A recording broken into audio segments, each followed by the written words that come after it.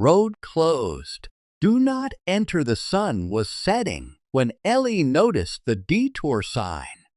She had been driving for hours, eager to reach her destination before nightfall.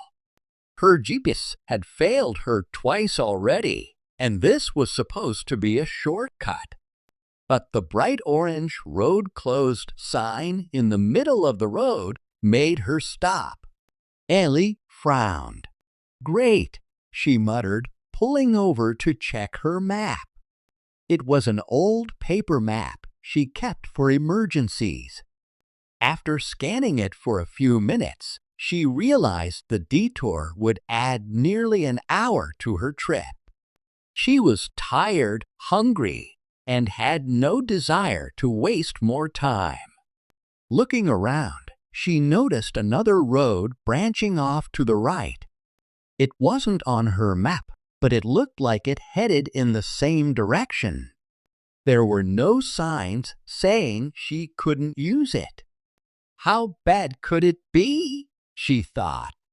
She made a quick decision, turned the wheel, and took the unmarked road. At first, the road seemed fine. It was narrow, with cracks and weeds pushing through the pavement, but her car handled it without trouble. The trees on either side were dense, their branches stretching across the road like a canopy. Ellie turned on her headlights as the daylight faded. The farther she drove, the worse the road became. Potholes appeared, and the pavement started to crumble. Her tires crunched over loose gravel. She thought about turning back, but the idea of retracing her steps seemed even more exhausting. It'll connect to the main road soon, she told herself. Just keep going. But the road didn't seem to end. Instead, it twisted and turned, looping deeper into the forest. The trees grew thicker, and the air felt heavy. Ellie glanced at her phone. No signal. The GPS screen was blank. An hour passed, but it felt longer. She hadn't seen another car or a single sign of life. No houses, no streetlights, just the endless stretch of road and the looming shadows of the forest. It started with a whisper. At first, Ellie thought it was the wind. A soft, faint sound brushing against her ears. She turned down the radio and listened. It was still there, low and indistinct, like voices murmuring just out of reach. She shivered and shook her head. I'm just tired, she said aloud, trying to calm herself. But the whispers didn't stop. They grew louder, rising and falling in an eerie rhythm. Ellie gripped the steering wheel tightly, her knuckles turning white. She glanced at the rearview mirror, half expecting to see someone sitting in the back seat. But there was nothing. The road narrowed even more, forcing her to slow down. The whispers seemed to echo all around her now, coming from the trees. She rolled up her windows, but it didn't help. The sound seeped into the car, filling her ears. Then she saw the symbols. They appeared on the road, faint at first, like scratches on the asphalt. As she drove, they became clearer. Strange shapes and patterns spiraled across the pavement, glowing faintly in the headlights. Ellie couldn't recognize them. They weren't letters or numbers, but they looked deliberate, like someone had carefully etched them into the road. Her stomach churned. She pressed on the gas, wanting to leave the symbols behind, but they didn't stop. Mile after mile, the strange markings continued, growing larger and more intricate. "This isn't real," she whispered to herself. "I'm imagining it." She was wrong. The whispers turned into laughter, soft, mocking giggles that made her skin crawl. Ellie's chest tightened as she felt an overwhelming sense of dread. She checked her mirrors again, but the road behind her was empty. The symbols seemed to glow brighter, casting an eerie light that flickered like a dying bulb. Her car sputtered. "No, no, no," she pleaded, pressing on the gas. The engine whined, then stalled. The car rolled to a stop. Ellie's heart raced as she turned the key, trying to restart it. The engine cranked, but refused to catch. She tried again and again, but it was no use. The laughter stopped. The silence was worse. Ellie sat frozen, her hands still clutching the wheel. The forest around her was deathly quiet. Not a single rustle of leaves or chirp of insects. It was as if the world had paused, holding its breath. Then she saw the first shadow. It moved between the trees, quick and silent. Ellie's eyes darted to follow it, but it disappeared before she could focus. Another shadow flickered on the opposite side, then another. They were circling her car. Her breathing became shallow.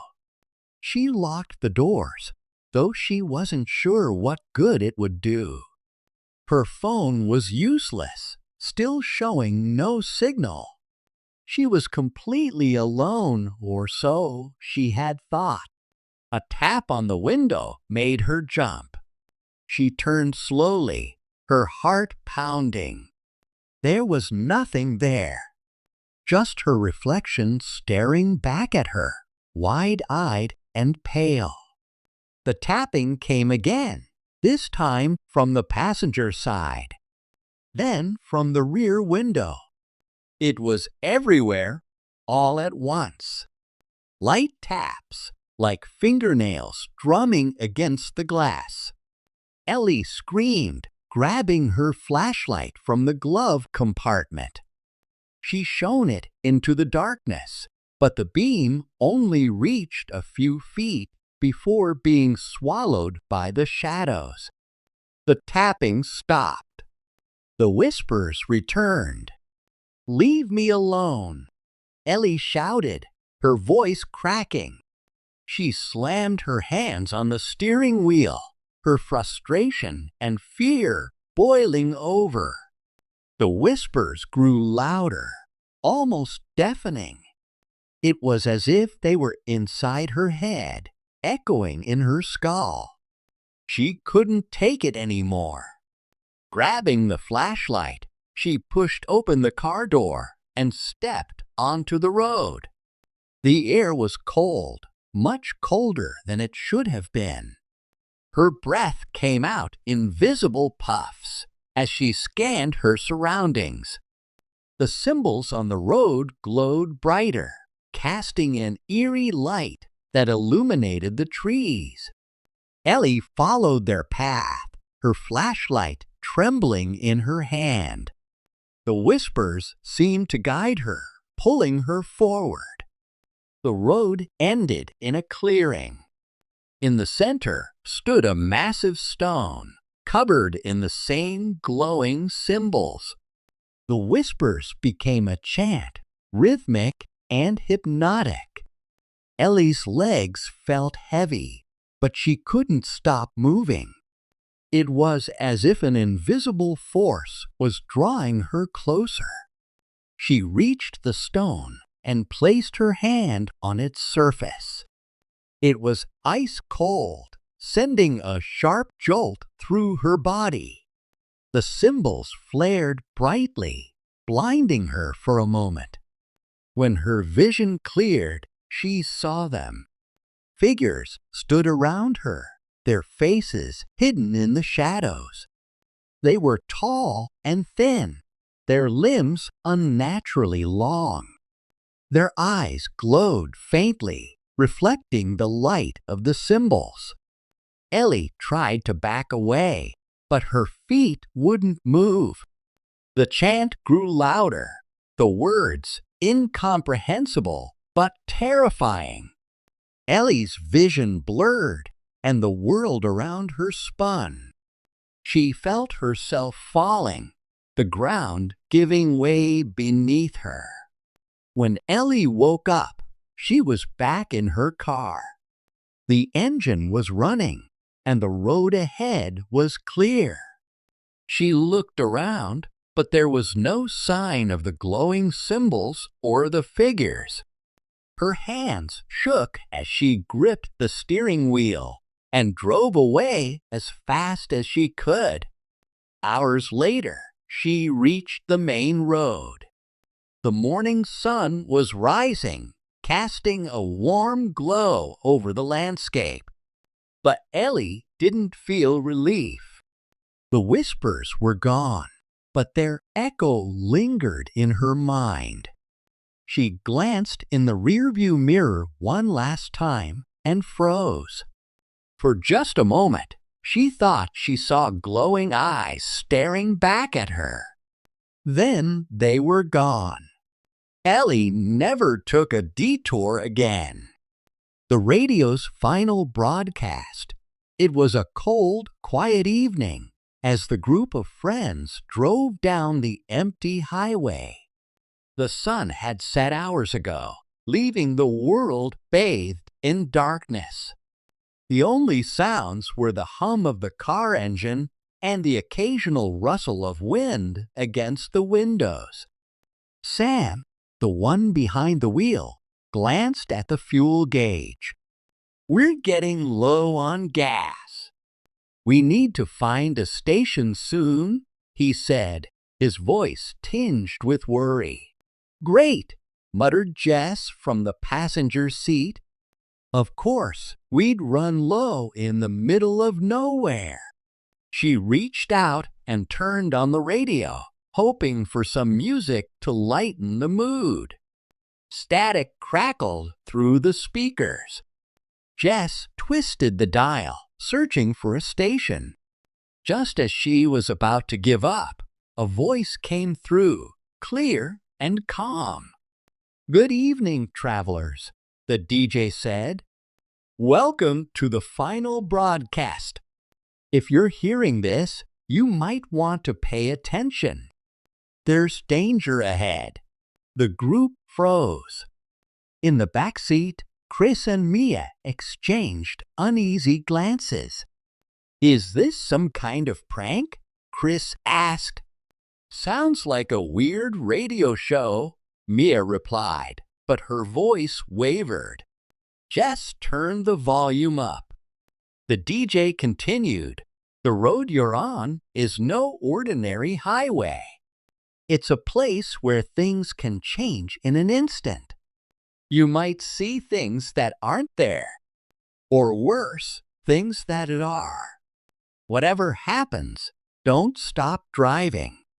And trust no one." Sam laughed nervously. "Okay, that's creepy. But it's just a coincidence, right? There are probably tons of cars on this road." "Are there?" Jess asked, looking out the window. The highway stretched endlessly in both directions, deserted except for their car. The DJ's voice softened, almost as if he could hear their conversation. "You're not alone out there. Something is watching. Something that doesn't belong." Mia shivered. "Turn it off," she whispered. "Wait," Chris said. "What if it's a warning? What if he's trying to help us?" Jess hesitated, but left the radio on. The DJ's tone grew more urgent. If you're hearing me, you're already in danger. There's only one way out. Keep listening, and I'll guide you. But be careful. Not everything is as it seems.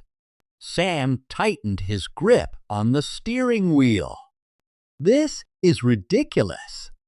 It's just some late-night show trying to freak people out. But as the words left his mouth, the car's headlights flickered.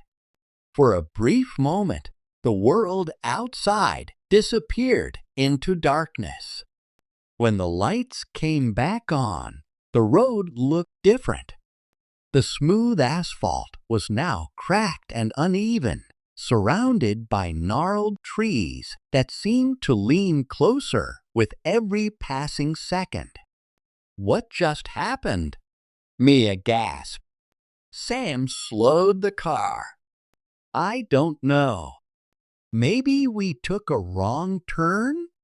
Jess pointed to the radio.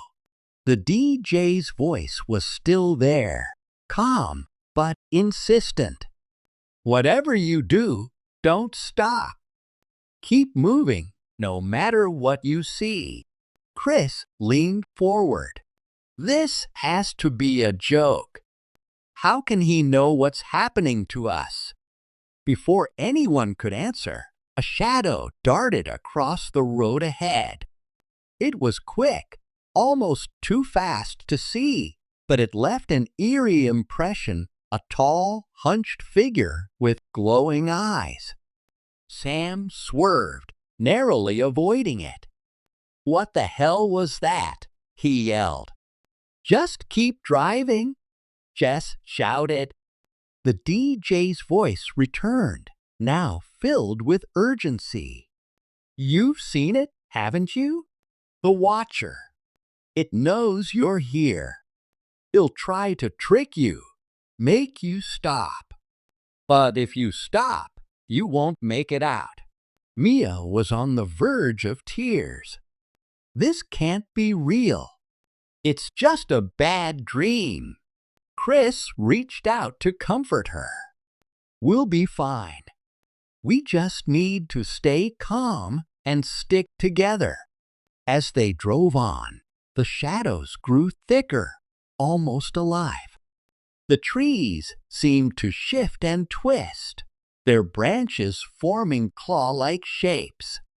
Every so often, they'd catch glimpses of the Watcher in the distance, always just out of reach, but never far away. The DJ's voice was their only constant. He gave them instructions, guiding them through the maze-like roads. Take the next left. Stay on the inside lane. Don't look in the mirrors. Each command felt like a lifeline. Sam obeyed without question, his knuckles white on the steering wheel. At one point, Mia couldn't resist. She glanced in the side mirror. Her scream pierced the air. What is it? Chris demanded. I saw it, Mia sobbed. It was right behind us. It's in the car. Everyone froze. The air grew colder, and a faint, rasping breath filled the silence. Ignore it, the DJ said. It feeds on fear. If you acknowledge it, you make it stronger. Jess turned around slowly, but saw nothing. There's nothing there, she said, more to convince herself than anyone else. The car pressed on, the tension inside growing unbearable. The DJ's voice offered small reassurances. You're doing well. Just a little further. Don't give up. But the Watcher wasn't giving up either. It grew bolder, appearing closer and closer, its glowing eyes burning into them. The friends began to unravel. their fear threatening to tear them apart. Chris snapped. How do we know this guy isn't messing with us? Maybe he's part of it. Do you have a better idea? Jess shot back. The DJ's voice broke through their argument. You're almost there. But the hardest part is yet to come. Ahead, the road ended in a tunnel of darkness. It looked like a black hole, swallowing everything in its path. I'm not driving into that, Sam said, his voice shaking. You have to, the DJ insisted. It's the only way out. Trust me. Sam hesitated. The watcher was closing in, its shape clearer now. It was monstrous, with long limbs and a twisted, inhuman face. Do it, Jess yelled. With a deep breath, Sam hit the gas and plunged into the darkness. The world around them disappeared, replaced by a deafening silence. For a moment, it felt like they were floating, suspended in nothingness. Then, slowly, light returned.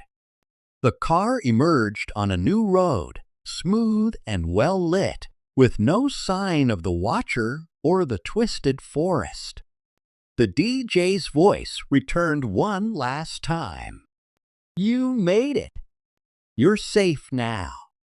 But remember, the highway is always there, waiting for its next travelers. Drive carefully. The radio went silent. The friends sat in stunned silence, the weight of their ordeal sinking in. What just happened? Mia finally asked. I don't know, Sam replied, but I'm never taking a shortcut again. As they drove away, the highway behind them seemed to disappear, as if it had never existed. But deep down, they all knew the truth. The road was still out there, waiting for its next victims. And somewhere, the DJ's voice would be ready to guide them through the radio's final broadcast. The vanishing rest stopped. The sun hung low in the sky, casting long golden shadows as the Carter family drove along the winding highway. It was a road trip meant to bring them closer together. Mark, the father, was behind the wheel, humming along to a country tune on the radio. Beside him sat Emily, his wife, scrolling through her phone for the nearest rest stop. In the back seat were their two kids, Sarah, a curious 12-year-old, and Jake, an energetic 8-year-old who was always asking questions. Dad, how much longer? Jake whined, kicking the seat in front of him. Mark smiled through the rearview mirror. Just a little longer, buddy. Your mom's looking for a rest stop. I found one, Emily announced, pointing to the map on her phone. It's just 5 miles ahead. Says it's got picnic tables and a view. Perfect, Mark replied. We'll stretch our legs, grab a snack, and get back on the road. As they approached the rest stop, it looked just like the picture. A quaint little area surrounded by tall trees and wildflowers. There was a parking lot with a few other cars, a small picnic area, and a scenic overlook with a view of the valley below. It seemed peaceful, the perfect spot for a quick break. The family stepped out of the car, breathing in the fresh air. Sarah wandered toward the overlook, taking pictures with her phone.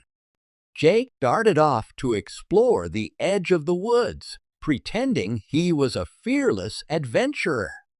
Stay where we can see you, Emily called after him. Mark unpacked a cooler from the trunk and set out some sandwiches on a picnic table. The family gathered around, laughing and chatting as they ate. For a moment, everything felt perfect, like a snapshot of a happy family vacation. But then things began to change. It started when Jake ran back to the table, his face pale.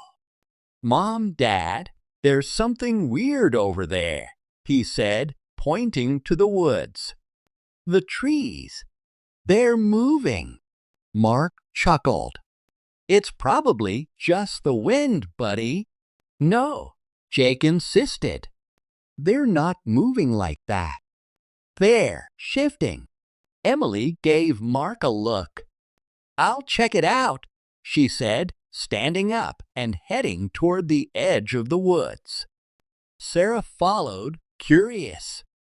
As they disappeared into the trees, Mark stayed behind to clean up. When Emily and Sarah returned a few minutes later, they looked unsettled. "What's wrong?" Mark asked. "I don't know," Emily said quietly. "The trees do look strange. It's like they're bending in ways they shouldn't." Sarah nodded. "And it's really quiet over there." "Too quiet." Mark frowned, but decided not to worry. "Let's pack up and hit the road. We've still got a long drive ahead."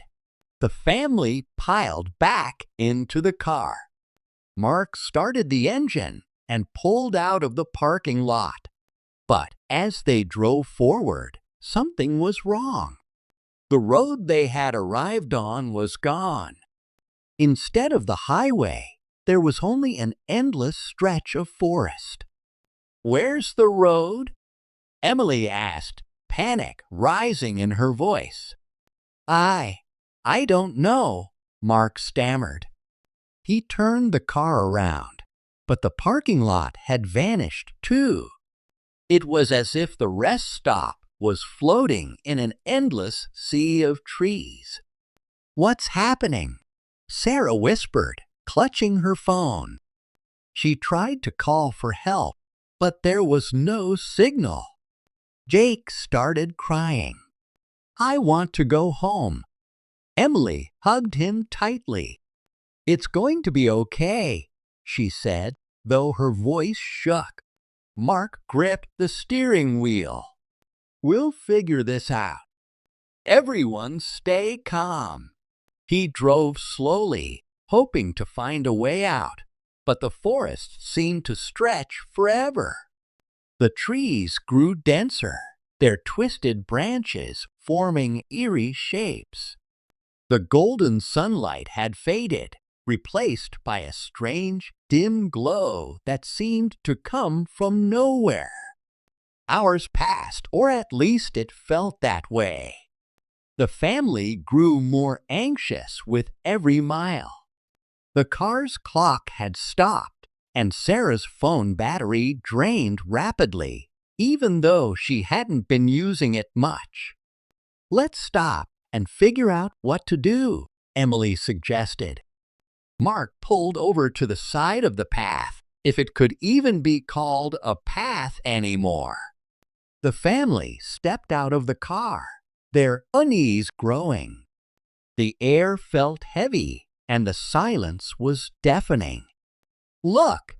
Sarah suddenly pointed. In the distance, there was a faint light flickering between the trees. "Maybe it's a house," Mark said. "Or someone who can help." "Or something else," Emily murmured.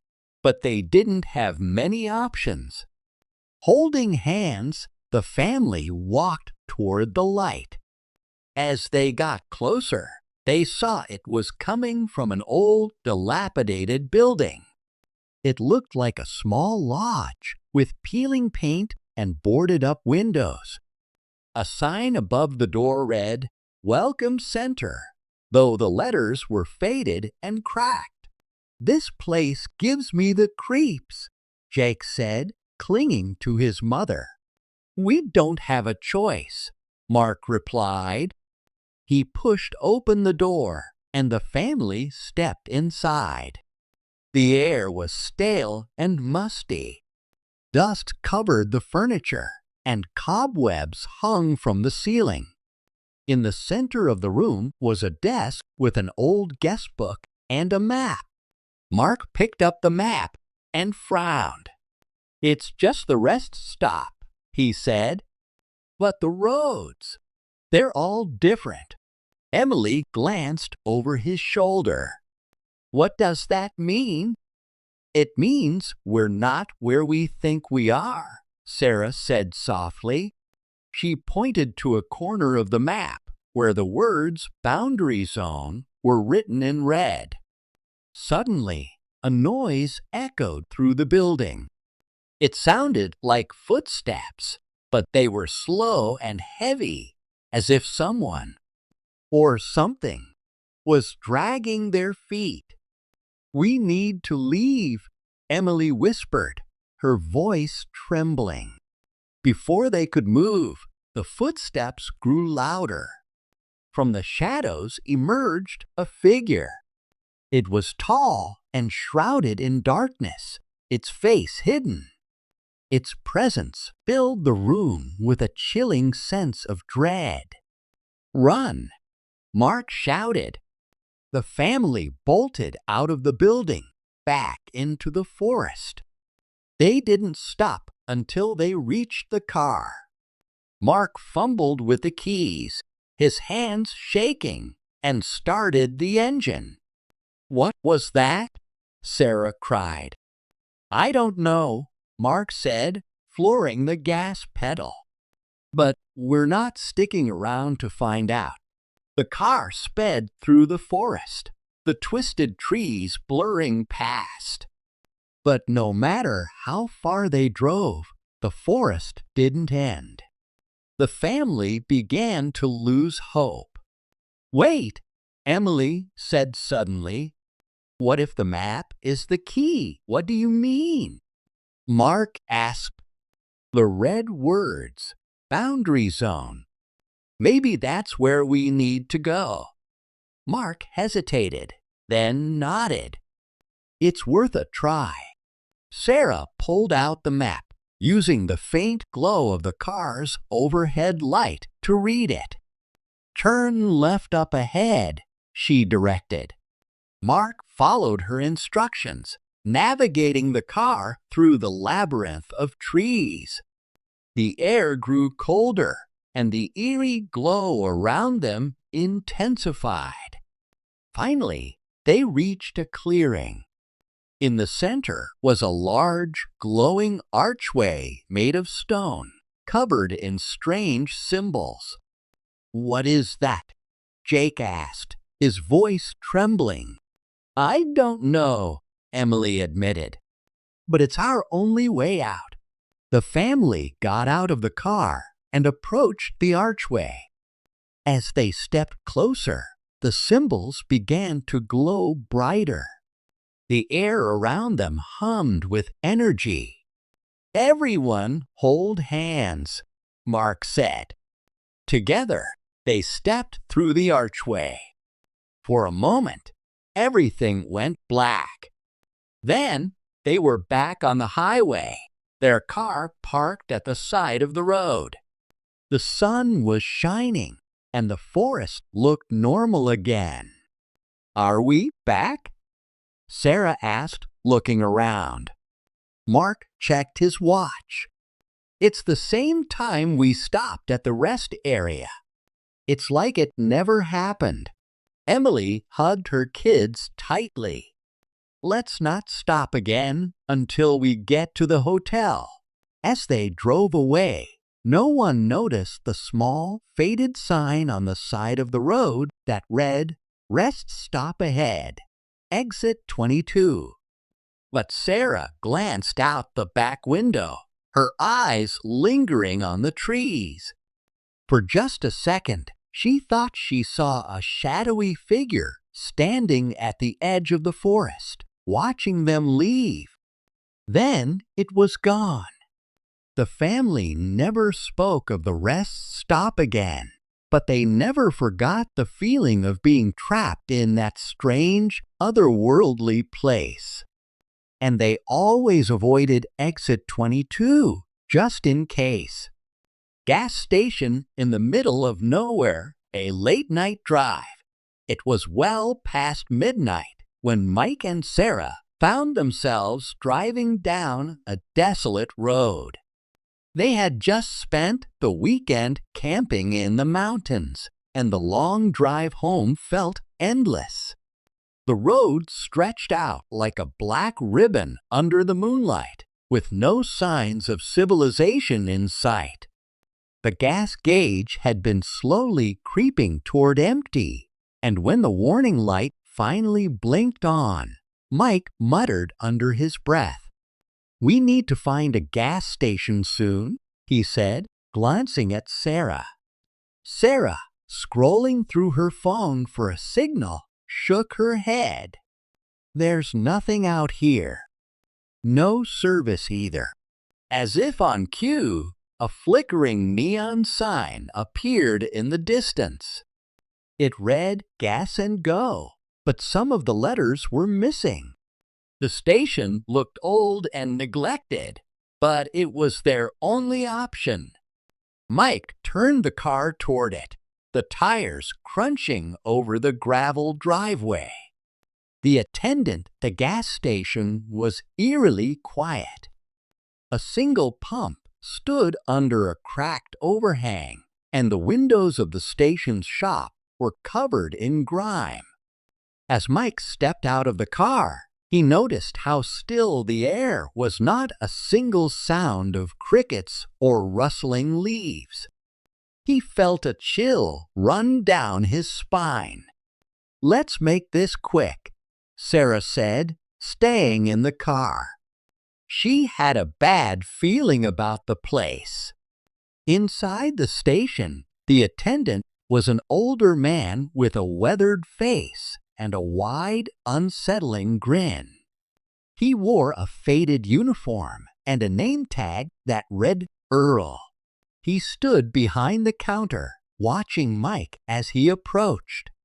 "Evening," Earl said, his voice gravelly. "Late night for a drive."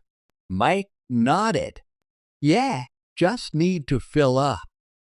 Earl's grin widened. "Sure thing.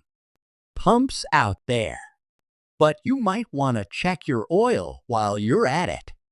Cars can be tricky on these old roads." Mike nodded again, feeling uneasy under Earl's gaze.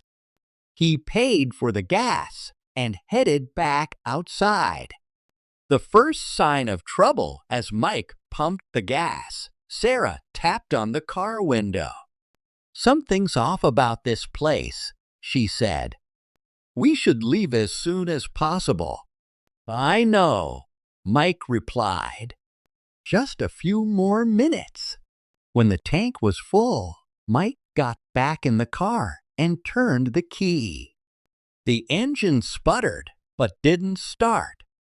He tried again. Nothing. "What's wrong?"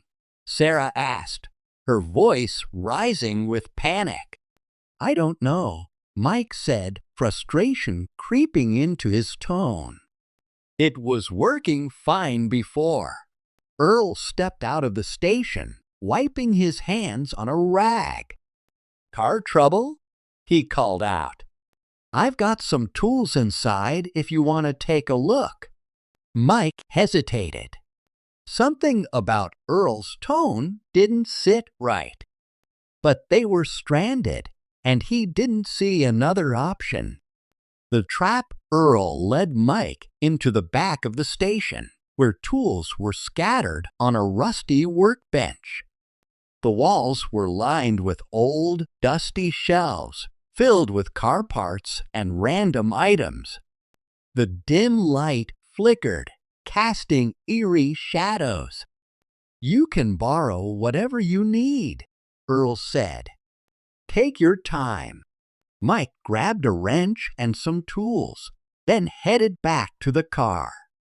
Sarah had locked the doors and was anxiously looking around. "Hurry up," she urged. Mike popped the hood and started tinkering with the engine, but nothing seemed out of place. Frustrated, he stepped back and ran a hand through his hair. Suddenly, a loud bang echoed through the night. Both Mike and Sarah jumped. It came from the direction of the gas station. Earl was nowhere to be seen. "The game begins. We need to leave." "Now," Sarah said, unlocking the doors. "The car won't start," Mike reminded her, his voice tense. "Then we'll run," she insisted. "I don't trust that guy." Before they could make a decision, the lights at the gas station went out, plunging the area into darkness. The only illumination came from the faint glow of the moon. A deep sense of dread settled over them. Then they heard it, the crunch of footsteps on gravel. Someone was approaching. Mike grabbed the wrench tightly, his heart pounding. "Stay in the car," he whispered to Sarah. "Lock the doors." But before he could act, Earl's voice rang out from the shadows. "You can't leave yet," he said, his tone mocking. "The night's just getting started." A deadly chase, Earl emerged from the darkness, holding a large hunting knife. His grin was gone, replaced by a menacing expression. Mike instinctively stepped back, putting himself between Earl and the car. "What do you want?" Mike demanded. Earl laughed, a low, chilling sound. "Just a little fun," he said. "You've got nowhere to go. Might as well play along." Mike swung the wrench as Earl lunged at him, narrowly missing. Sarah screamed from inside the car. Mike shouted for her to stay put as he dodged another attack. Using the moment of distraction, Sarah climbed into the driver's seat and tried the ignition again. The engine sputtered, but didn't start. Come on," she pleaded, turning the key repeatedly. Meanwhile, Mike managed to land a blow on Earl's arm, causing him to drop the knife. Mike grabbed Sarah's hand, and they sprinted toward the dark road, leaving the car behind. The haunting revelation as they ran, they could hear Earl's footsteps and laughter echoing behind them. They didn't stop until they found themselves at an old abandoned barn on the side of the road. Ducking inside, they tried to catch their breath. "What is wrong with him?" Sarah whispered, trembling. Mike shook his head. "I don't know, but we need to find help." Inside the barn, they found old newspapers scattered across the floor. One headline caught Sarah's eye: "Gas Station Killer Strikes Again." The article detailed a series of disappearances tied to the very station they had stopped at. Earl's face stared back at them from a grainy photo. "He's been doing this for years," Sarah said, her voice barely audible. Mike felt his stomach drop. "We need to get out of here." The final stand their reprieve didn't last long. Earl's voice echoed from outside the barn. "I know you're in there." Mike looked around for a weapon and grabbed a rusty pitchfork. "Stay behind me," he told Sarah. Earl entered the barn, his knife glinting in the moonlight. "You can't run forever," he taunted. Mike charged at Earl, the pitchfork aimed at his chest. The two struggled, knocking over tools and debris. Sarah spotted a heavy wooden beam and, summoning all her strength, swung it at Earl. The blow knocked him to the ground, giving Mike a chance to pin him down. "Call the police," Mike shouted to Sarah. "With what?" "We have no signal," she replied, panic in her voice. Escape, they tied Earl up using ropes they found in the barn, but they knew it wouldn't hold him for long. They sprinted back to the road, hoping to flag down a passing car. After what felt like hours, headlights appeared in the distance. They waved frantically, and the car stopped. The driver, a trucker, listened to their frantic story and immediately called the police on his CB radio. Within minutes, officers arrived and arrested Earl, who was still tied up in the barn. Moving on, Mike and Sarah were shaken but relieved to be alive. As they drove away in the trucker's cab, they couldn't stop thinking about how close they had come to becoming just another story in the newspapers. They promised themselves never to take a lonely road or trust a stranger at a decrepit gas station again.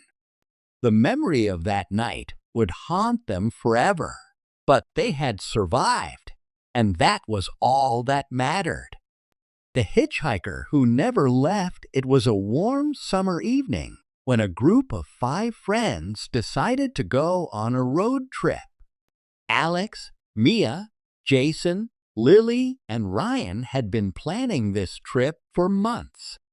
They were excited to escape their daily lives and explore the quiet, scenic countryside.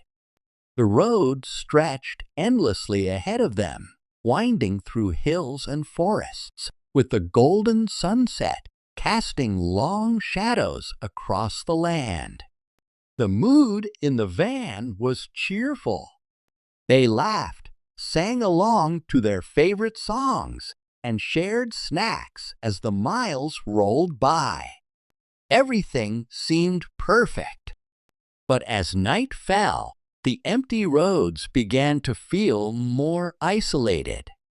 The streetlights disappeared, and the only source of light was the van's headlights cutting through the darkness. The cheerful atmosphere slowly gave way to a strange unease. Just as they were approaching a deserted stretch of road, Mia spotted a figure in the distance. A man was standing by the side of the road, holding out his thumb. He looked disheveled, with messy hair and a worn backpack slung over his shoulder. "Should we stop?" Mia asked, hesitating. "It's the middle of nowhere," Ryan said. "He might need help. Or he could be dangerous," Jason added, frowning. Alex, who was driving, glanced at the others. "We can't just leave him out here. Let's at least talk to him." They pulled over, and the man approached the van. Up close, he looked even rougher. His clothes were dusty, and his face was pale, but he had an odd, calm smile. "Thanks for stopping," he said. "My car broke down a few miles back. I've been walking all day." Lily, who was naturally kind-hearted, opened the door. "Where are you headed?" "Just further down the road," the man replied vaguely. "Anywhere is better than here." The friends exchanged uncertain glances, but they eventually let him in. He introduced himself as Daniel and thanked them repeatedly. At first, everything seemed fine.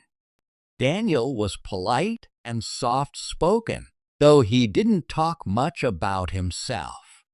The group tried to include him in their conversations, but his answers were always brief, almost evasive. As the night wore on, strange things began to happen. It started with little things. Alex's phone, which had been fully charged, suddenly died. The van's radio began playing static, even though it had been working fine earlier. Then Daniel began saying things that unsettled them. "You're a musician, right?" he asked Jason out of nowhere. Jason blinked. "Yeah, how did you know that?" Daniel shrugged. "You just look like one." Later, he turned to Lily. "Your mom's name is Emily, isn't it?" Lily froze. "How do you know that?" Again, Daniel shrugged, his calm smile never wavering. "Lucky guess." The group tried to laugh it off, but an uneasy tension filled the van. How could he know these things? They hadn't told him anything personal. Mia whispered to Alex, "Something's not right about him. Let's just drop him off at the next town," Alex replied quietly. But as they drove on, the next town never seemed to appear. The road stretched endlessly, with no signs of civilization. It was as if they were trapped in a loop. Then the real terror began. The van suddenly sputtered and came to a halt. Alex tried restarting it, but the engine wouldn't turn over. "What's going on?" Ryan asked, his voice shaky. "I don't know," Alex said, checking the dashboard. "It's like the battery's dead." "That doesn't make sense," Jason said. "We just filled up the tank earlier." They all got out of the van to check, but the area around them was eerily silent. The only sound was the faint rustling of leaves in the wind. Then they noticed Daniel wasn't with them. "Where's he gone?" Lily asked nervously. Before anyone could answer, Daniel appeared out of the darkness. "Looking for me?" he asked, his voice calm but unnerving. He was holding something in his hand, a small trinket that looked like it belonged to Jason. "Where did you get that?" Jason demanded. Daniel smiled. "It was just lying around." Fear gripped the group. They decided to confront him, but as they did, Daniel's demeanor changed. His calm smile turned into a cold, menacing stare. "You shouldn't have stopped for me," he said quietly. "Now you can't leave." The friends tried to run, but no matter how far they went, they always ended up back at the van. The road seemed to loop endlessly, trapping them in the same spot. Daniel was always there, watching them with that eerie smile. "What do you want from us?" Mia cried. Daniel tilted his head. "I'm just here to keep you company," he said. "Forever." Desperation set in. The group tried everything to escape, but nothing worked. They couldn't even call for help. Their phones were dead, and there was no signal. Daniel seemed to enjoy their fear, feeding off their panic. He began revealing secrets about each of them, things they had never told anyone. It was as if he could see into their souls. "You can't hide from me," he said. "I know everything." As the night dragged on, the friends began turning on each other, blaming one another for their situation. Daniel watched with amusement, his presence growing more sinister with every passing hour. The once close-knit group was falling apart, and there was nothing they could do to stop it. Finally, as dawn approached, Alex gathered the courage to confront Daniel. "Who are you?" he demanded. "What are you?" Daniel's smile widened. "I'm just a traveler," he said cryptically. "But you brought me with you. Now I'll never leave." The group realized too late that Daniel wasn't human. He was something else entirely, something they couldn't understand. And now he was a part of their lives, haunting them wherever they went. No matter how far they tried to run, they could never escape him. The road trip that had started as a fun adventure had turned into a nightmare. They were trapped in a reality where time and space no longer made sense, with a hitchhiker who was far more than he seemed. And as the sun rose, they knew one thing for sure: they would never be free again.